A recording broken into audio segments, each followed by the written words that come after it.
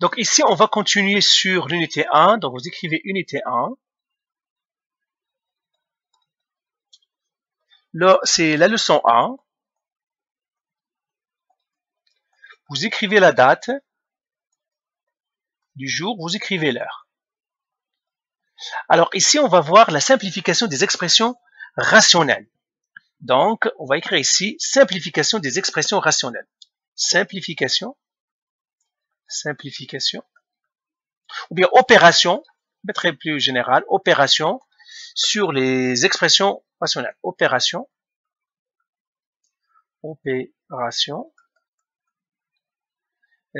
sur les expressions rationnelles. Les expressions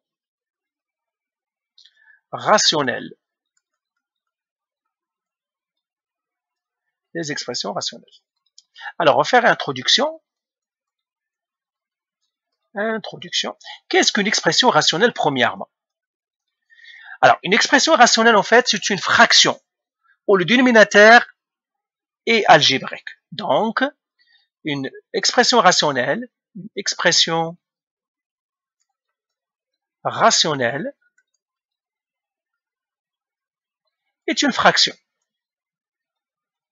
une fraction.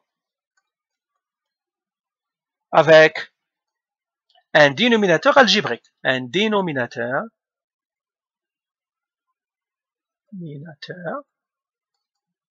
algébrique. C'est-à-dire il y a une variable dénominateur. Alors, on va faire quelques exemples. Exemple 1. 3x au carré plus 5 sur 6x moins 2. Celle-là, c'est une expression rationnelle. Pourquoi? Parce que le dénominateur, il y a dans le dénominateur ici la variable. Le dénominateur contient x. Le dénominateur contient x. Le dénominateur contient x. Alors que s'il ne contient pas x, ça ne fonctionne pas. Prendre un autre exemple. 1 sur 3x au carré plus 4. C'est une fraction rationnelle. C'est une expression rationnelle. Pourquoi? Parce que le dénominateur encore contient x. Déno contient x. Dénominateur, le dénominateur contient x. Je ne vais pas écrire des acronymes, comme ça, ça va pas mélanger. Le dénominateur,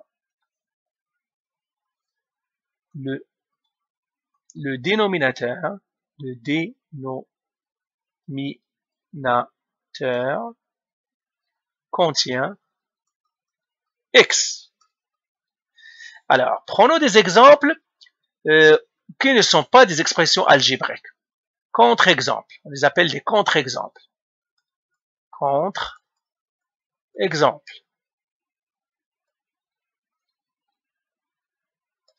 3x au carré plus 5x moins 1 sur 3.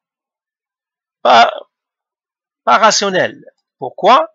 Le dénominateur ne contient pas x. Le dénominateur ne contient pas x. Ne contient pas x. Donc, ce n'est pas une expression rationnelle. Ce n'est pas une expression rationnelle. Voilà. Donc, voilà, on a défini ce que ça veut dire une expression rationnelle. Maintenant, ça c'est grand A. Grand 2 maintenant. Simplification des expressions rationnelles. Quand on a une fraction, on doit la simplifier. Donc, simplification.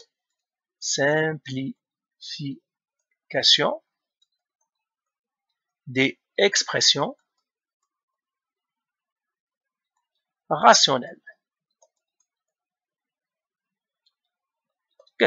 Quand j'ai une fraction, parce qu'une expression rationnelle, on vient d'en parler, c'est une fraction, mais avec de l'algèbre.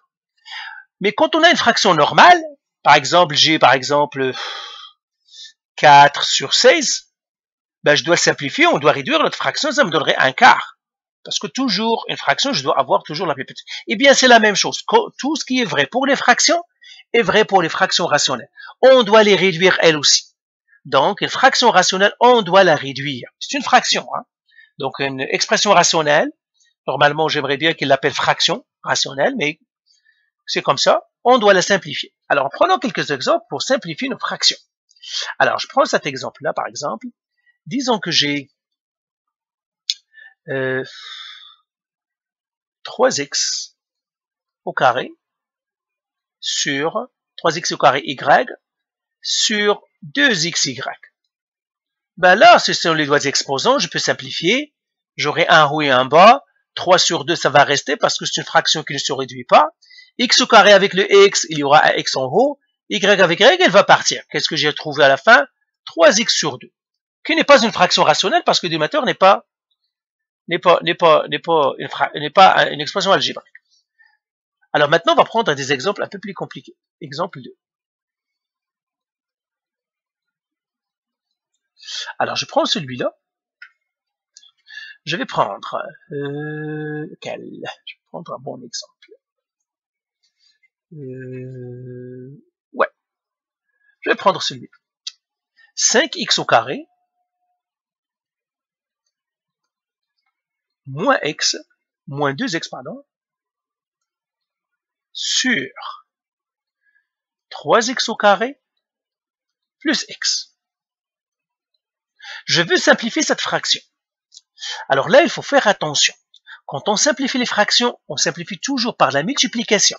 Pourquoi? Eh bien, parce que ça, c'est une division.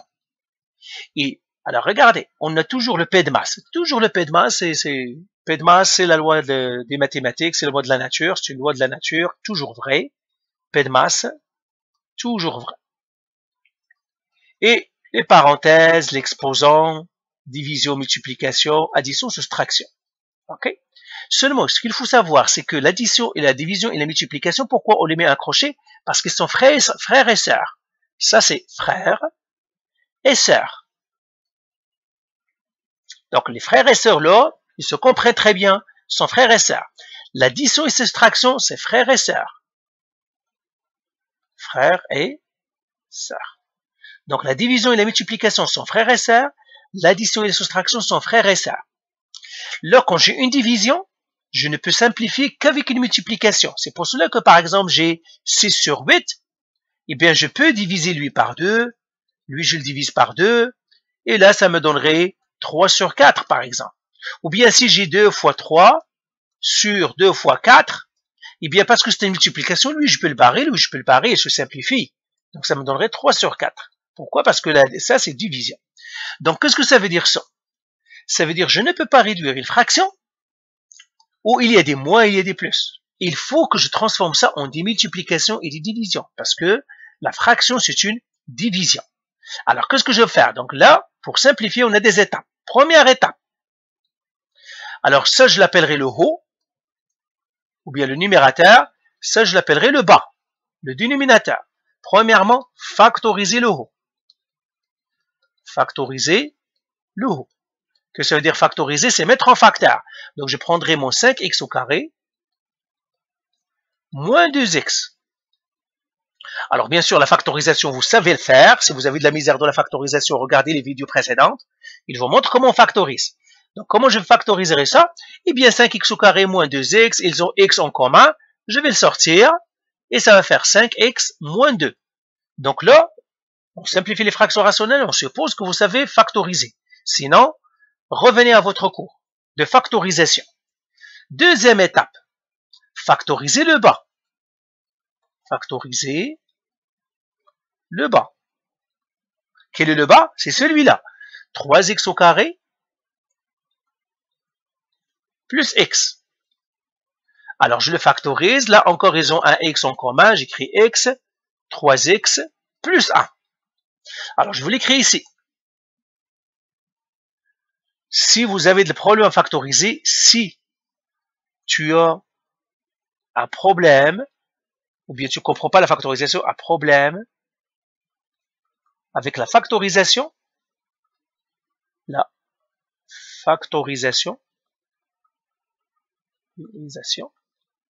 arrête la vidéo, arrête la vidéo et regarde les vidéos et la vidéo et regarde les vidéos pour la factorisation. Les vidéos de la factorisation. Vidéos de la factorisation. Ils sont déposés dans le site. Tu dois regarder les vidéos de la factorisation parce que ici, on suppose que vous faites. C'est comme par exemple, je veux simplifier une fraction. Par exemple, 6 sur 8, je vais la simplifier. Ben, tu dois connaître les multiplications. Hein. Tu dois savoir que lui se divise par 2, lui se divise par 2. Ok, ça veut dire que tu connais bien ta division, tu connais bien ta multiplication pour aller simplifier les fractions. Si tu as de la misère, c'est pas grave, c'est pas un problème. Regarde les quelques vidéos, tu vas regarder, tu vas très bien comprendre comment factoriser, et puis tu regardes, tu reviens à cette leçon-là. Donc, factorisation, là, je suppose que vous êtes très fort là-dedans. Alors, factoriser le bas. Je viens de le factoriser, il est là. Alors, une fois que j'ai factorisé, je dois trouver les restrictions. Alors, troisième étape, je mettrai ici. Trouver les restrictions. Trouver les restrictions. C'est quoi une restriction? Alors, je vais vous dire soit qu'une restriction et comment on la trouve. Prenez votre calculatrice et faites 4 qui divise 0. Moi aussi, je vais le faire avec ma calculatrice pour que vous voyez. Faites ce calcul-là. Regarde, je fais 4 divisé par 0. Regardez ce que ça me donne. Il me donne erreur division par 0. Diviser par 0, ça n'existe pas. On ne peut pas diviser par 0. On va l'écrire premièrement ici. Je vais l'écrire en blanc. On ne peut diviser par 0 n'existe pas. On ne peut jamais diviser par 0. On ne peut pas diviser par 0. Donc, on doit s'assurer que quand on divise une fraction rationnelle, que je ne divise jamais par 0. Alors, dans la vraie vie, la division par 0, c'est quand, par exemple, vous mettez quelque chose se chauffer, mais vous l'oubliez. Qu'est-ce qu'il va faire? Il va prendre feu. C'est ça la division par 0. Donc, vous ne devez pas oublier vos choses sur le feu. Un autre exemple, dans votre, par exemple, je sais pas, vous oubliez quelque chose, etc. C'est la même chose que je dis. Si on divise par 0, c'est qu'il y a une catastrophe qui se passe. La division par 0, c'est une catastrophe. C'est une catastrophe. C'est une catastrophe. Donc, j'oublie quelque chose sur, par exemple, sur le feu. Je suis parti jouer, je me suis oublié avec le jeu. Eh ben, c'est la fumée et les pompiers qui vont me réveiller. D'accord? C'est la même chose ici. On ne peut jamais diviser par 0. Alors, comment je dois m'assurer que je ne divise jamais par 0? Eh bien, on doit trouver ce qu'on appelle les restrictions. Une restriction, c'est quelque chose que je ne dois pas faire. Restreindre quelque chose, c'est ça, une restriction. C'est empêcher quelque chose de faire. Eh bien, c'est ça. Comment on va faire les restrictions? Regardez ce que je vais faire. Ça encore, on l'avait déjà fait. Vous devez regarder comment trouver les zéros. Je prends celui-là, le dénominateur, ou bien le bas. Je l'écris ici. X fois x plus, 3x plus 1. X, 3x plus 1. Et je prends celui-là, je le mets entre parenthèses aussi. Parce que je peux le mettre, j'ai le droit. Je prends chaque facteur. Celui-là ici. X, je le mets égal 0.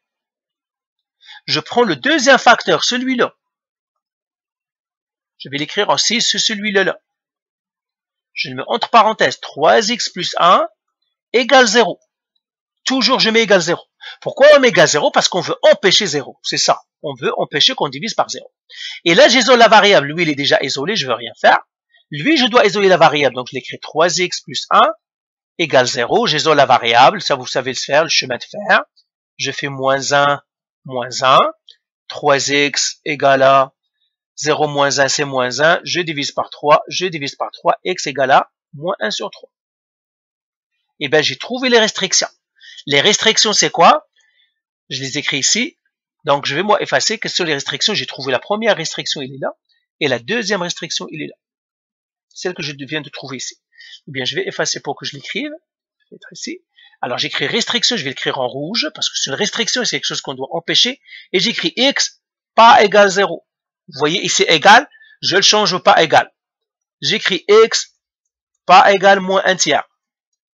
Ici, elle était égale, je le change. Voilà, j'ai trouvé mes restrictions. Et les restrictions, toujours, c'est quelque chose qu'on doit empêcher. Je dois m'assurer que je ne dois pas oublier mon dîner sur le feu pour que la maison ne prenne pas feu.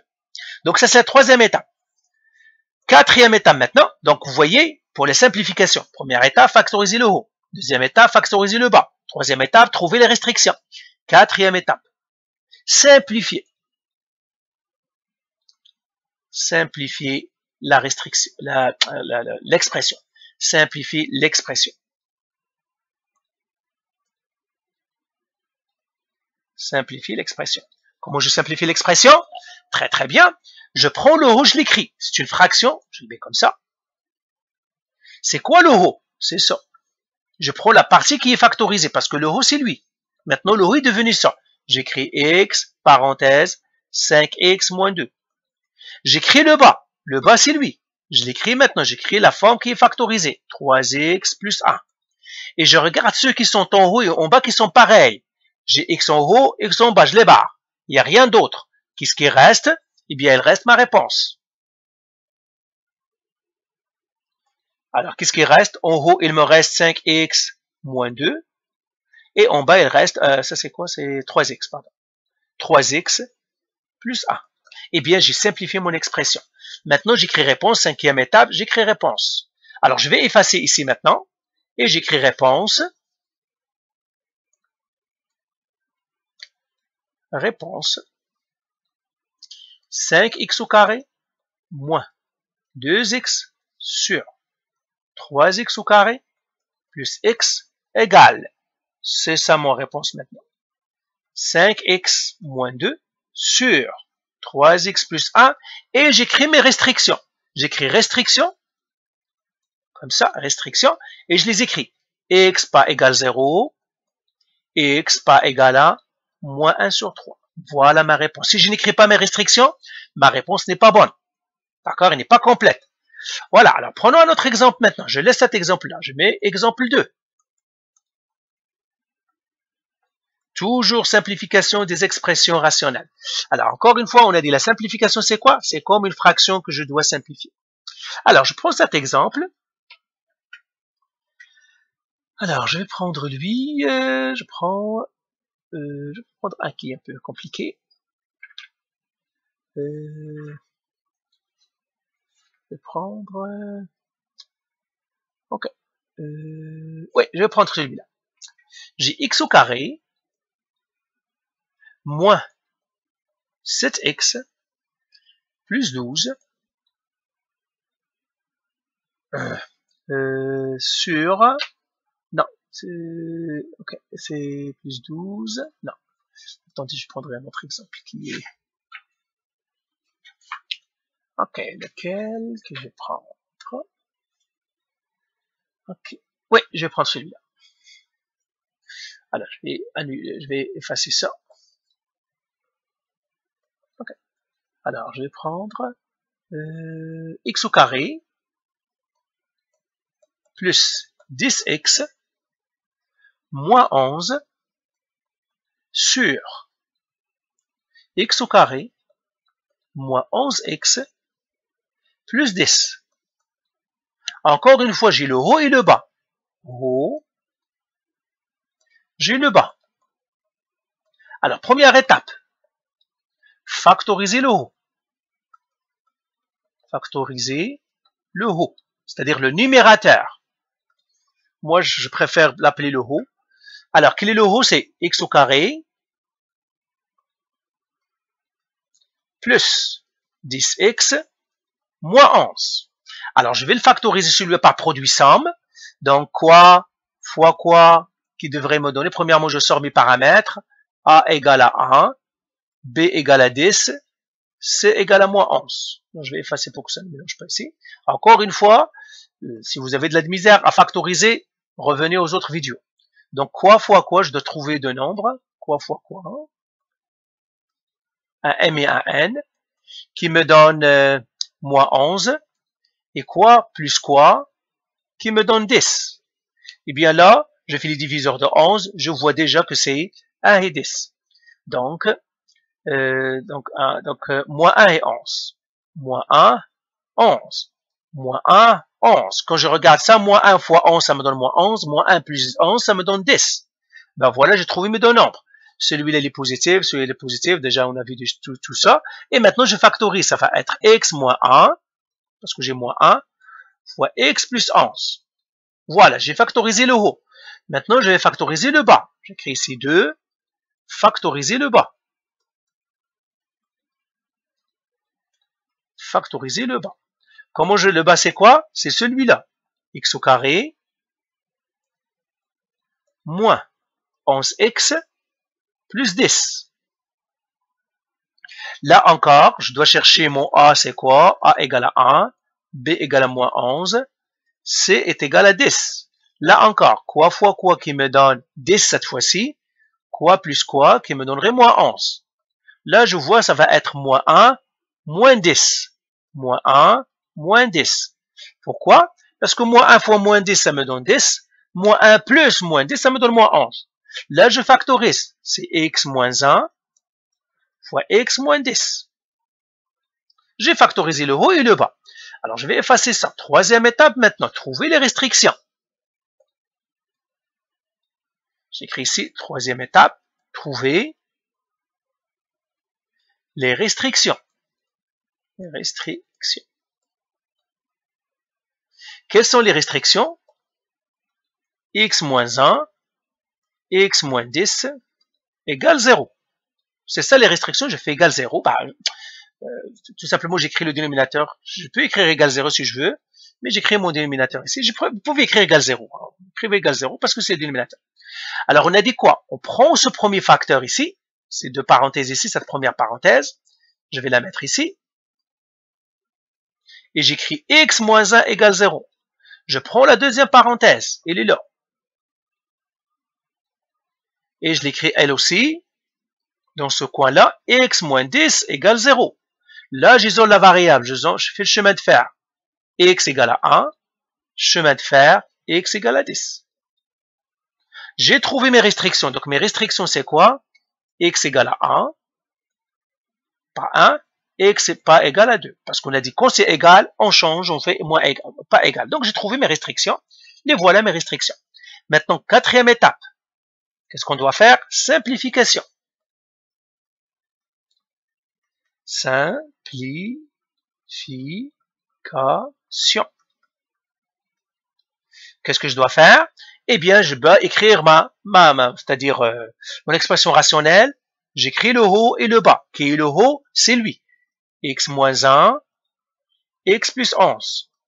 Qui est le bas? X moins 1, x moins 10. Qu'est-ce que je dois faire ici maintenant? Je dois barrer ceux qui se ressemblent. Les parenthèses, j'ai x moins 1, x moins 1. Je me reste x plus 11, x moins 10. Et j'écris ça égal à ma réponse maintenant. Je vais le faire avec du blanc. Il me reste quoi? X plus 11 sur x moins 10. Alors, il y a ceux qui seront tentés, parfois, et ça c'est une erreur. Il y a parfois qu'on est tenté, on dit, mais pourquoi je ne barrerai pas ce x-là? On est en train de barrer, on barre.